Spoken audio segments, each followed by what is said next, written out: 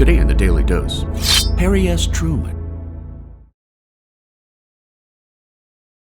Born in 1884 Missouri, Harry S. Truman saw action in France during the First World War, returning home to win a judge seat in Jackson County, Missouri, before his election to the U.S. Senate in 1934.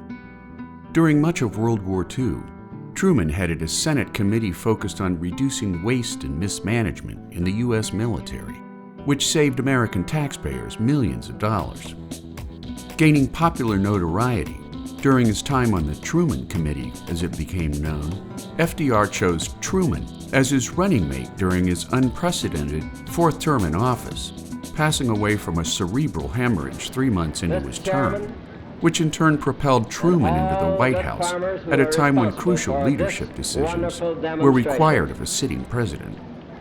Following Germany's surrender on May 8, 1945, Truman attended the Potsdam Conference to determine the post-war fate of Germany and Europe.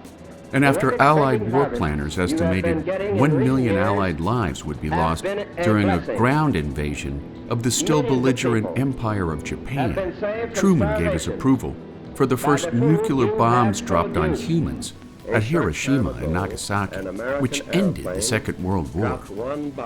When U.S.-Soviet relations soured after the end of war, Truman adopted a policy of containment against the spread of Soviet-backed communism, sparking the early years of the Cold War, at the same time instituting the Marshall Plan, which gave billions in aid to rebuild and stimulate war-ravaged Europe. He also approved the Berlin Airlift of 1948, after the Soviets blockaded vital supplies into Allied-held parts of Berlin.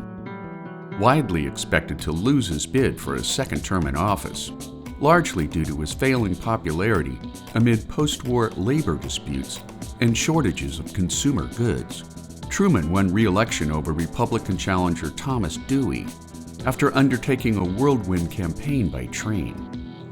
While his Fair Deal social reform agenda was largely blocked by conservatives in Congress, he did succeed in inking the Housing Act of 1949, as well as issuing executive orders to end segregation in the military and discrimination in federal jobs.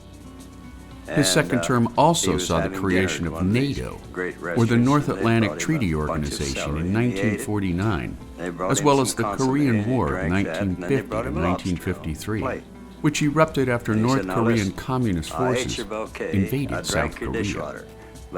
Deciding not to seek a third term as president, after Dwight D. Eisenhower's presidential inauguration in January of 1953, Harry and his wife Bess returned home to Independence, Missouri, where Harry wrote his memoirs and raised funds for the Harry S. Truman Presidential Library, which opened in Independence in 1957.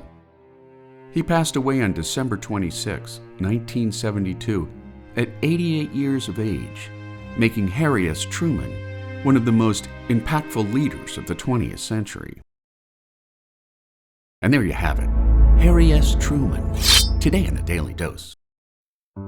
If you like learning something new every day, subscribe to the Daily Dose on YouTube or sign up for emails at dailydosenow.com.